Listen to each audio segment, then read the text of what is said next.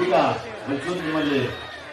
ನಿಮ್ಮಲ್ಲಿ ಒಂದು ಪ್ರೀತಿಯ ಮನವಿ, ಒಂದು 2 ನಿಮಿಷ ತುಂಬಾ ಸೈಲೆಂಟ್ ಆಗಿ ಕೇಳಿಸ್ಕೊಳ್ಳಿ. ಇದರಲ್ಲಿ ನಿಮ್ಮೆಲ್ಲರ ಬದುಕಿದೆ. ಇದೇ ತುಮಕೂರಿನಿಂದ ಜೀವ ಕಳ್ಕೊಂಡಂತ ಇಬ್ಬರು ಅಮಾಯಕ ಹುಡುಗರ ನೆನಪಿನಲ್ಲಿ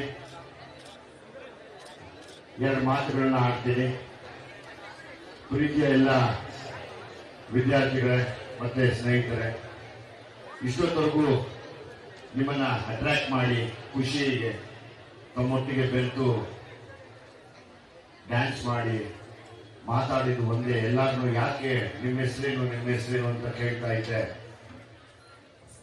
ಎಲ್ಲೂ ನಾನು ಕೇಳಿದಂತ ಆ 2 ವಿದ್ಯಾರ್ಥಿಗಳ ಹೆಸರು ಇಲ್ಲಿ ಬರಲಿಲ್ಲ. ಯಾಕೆಂದ್ರೆ ಅವರು ಇವತ್ತು ಜೀವಂತವಾಗಿಲ್ಲ. ಈ ಭೀಮಾ ಸಿನಿಮಾ ಮಾಡಬೇಕು ಅಂತ ಹೇಳಿ ಸುಮಾರು ಒಂದು 3 ತಿಂಗಳ ಕಾಲ ನನ್ನ ಸಲ್ಲಿಸ್ತಾ ಇದ್ದಾರೆ. ಅವರೊಟ್ಟಿಗೆ ಮಾತಾಡ್ತಾ ನಾನೊಂದಷ್ಟು ಇವತ್ತು ಯುವ ಪೀಳಿಗೆ ಮೇಲೆ ಬೀಳ್ತಾ ಇರುವಂತ ಮಾದಕ ವ್ಯಸನದ ಸಂಬಂಧಪಟ್ಟ ಹಾಗೆ ಸುಮಾರು ರಿಹ್ಯಾಬಿಲಿಟೇಷನ್ ಸೆಂಟರ್ಗೆ ಹೋದೆ. ರಿಹ್ಯಾಬಿಲಿಟೇಷನ್ ಸೆಂಟರ್ ಅಂದ್ರೆ ನಿಮಗೆ ಗೊತ್ತಿರುತ್ತೆ, ಮಾದಕ ವ್ಯಸನಗಳನ್ನ ಬಿಡಿಸುವಂತ ಒಂದು ಸೆಂಟರ್ ಅದು. ಅಲ್ಲಿ ಹೋದಾಗ ನಾನು ಹೋದ 1 ತಿಂಗಳಲ್ಲಿ ಒಬ್ಬ ಇದೇ ತುಮಕೂರಿಗೆ ಸೇರಿದಂತ ಹೆಸರು ಹೇಳಕ್ ಇಷ್ಟಪಡಲ್ಲ, ಕಾಲೇಜ್ ಹೆಸರು ಹೇಳಕ್ ಇಷ್ಟಪಡಲ್ಲ, ಒಬ್ಬ ಹುಡುಗ ಜೀವ ಬಿಟ್ಟಿದ್ದ. ಅದಾದ್ಮೇಲೆ ಇನ್ನೊಬ್ಬ ಹುಡುಗ ನಾನು ಹೋಗಿ ಸ್ವಲ್ಪ ದಿವಸ ಬಂದು ವಾಪಸ್ ಆಮೇಲೆ ವಿಷಯ ಕೇಳ್ಪಟ್ಟೆ. ಆ ಹುಡುಗನು ಕೂಡ ಜೀವಂತವಾಗಿರ್ಲಿಲ್ಲ.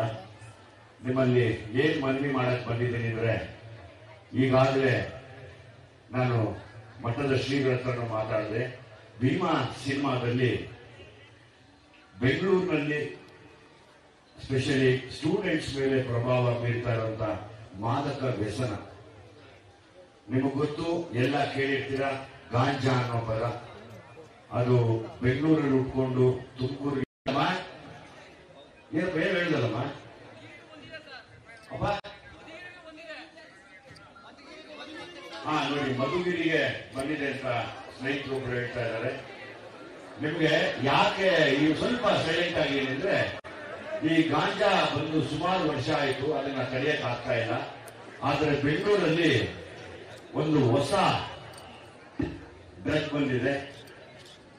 ಅದನ್ನ ಏನು ಅಂತ ನೀವು ರಂಗಾಯಣ ರಘು ಅವರ ಬಾಯಲ್ಲಿ ಕೇಳಬಹುದು. ಭೀಮಾ ಸಿನಿಮಾಲಿ 20% ಹೆಣ್ಣು ಮಕ್ಕಳು 60% ಗಂಡು ಮಕ್ಕಳು ಸೇರಿಸಿ ಆ ಏನ್ ಡ್ರಗ್ ಇವತ್ತು ಅಲ್ಲಿ ಉಟ್ಕೊಂಡಿದೆ ಅದು ಇಲ್ಲಿವರೆಗೂ ಬರ್ಕೊಡುದು, ಇಲ್ಲಿಂದ ಈ ಕೊನೆವರೆಗೂ ಹೋಗ್ಕೊಡುದು. ಯಾವುದೇ ದಿಕ್ಕಲ್ಲಿ ಹೋಗಿ ಈ ವಿದ್ಯಾರ್ಥಿಗಳ ಮೇಲೆ ಅದು ಪರಿಣಾಮ ಬೀರಬಾರದು ಅನ್ನೋ ಒಂದು ಹೋರಾಟನೇ ಭೀಮಾ. ಅದು ನಿಮ್ಮ ಪರವಾಗಿ ನಾನು ಹೋರಾಡಿದ್ದೀನಿ.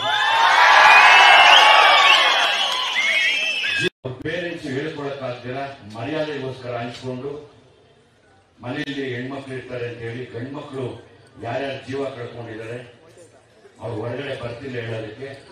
ಈಗ ಹೊಸದೊಂದು ಡ್ರಗ್ ಉಟ್ಕೊಂಡಿದೆ. ಅದು ದಯಮಾಡಿ ನೀವು ಸಿನಿಮಾ ನೋಡಿದ್ಮೇಲೆ ಗೊತ್ತಾಗುತ್ತೆ ಏನು ವಿಷಯ ಅಂತ. ರಂಗಾಯಣ ರಘುವರು ಎಲ್ಲ ವಿವರಿಸಿ ಹೇಳ್ತಾರೆ.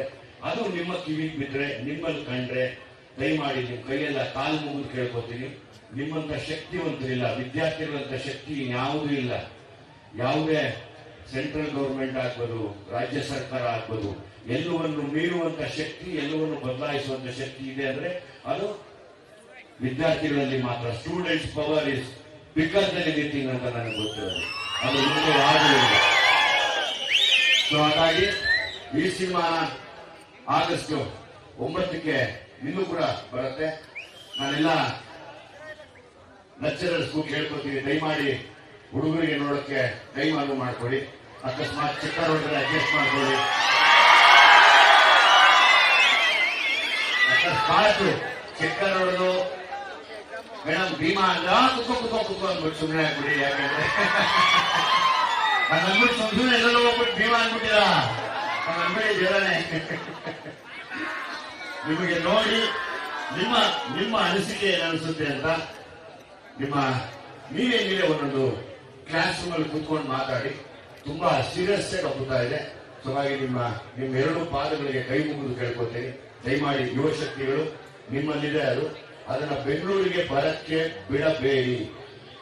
ನಾನು ನಿಮ್ಮನ್ನೆಲ್ಲ ನೋಡಿದಾಗ ಒಂದು ಪ್ರೀತಿ ಆಗುತ್ತೆ, ಎಷ್ಟು ಪ್ರೀತಿಯಿಂದ ಮಾತಾಡ್ತೀರಾ. ಅದೇ ಬೆಂಗಳೂರು ಮಕ್ಕಳು ನೀವು ನಂಬಲ್ಲ, ತುಂಬಾ ಬದಲಾಗ್ಬಿಟ್ಟಿದ್ದಾರೆ.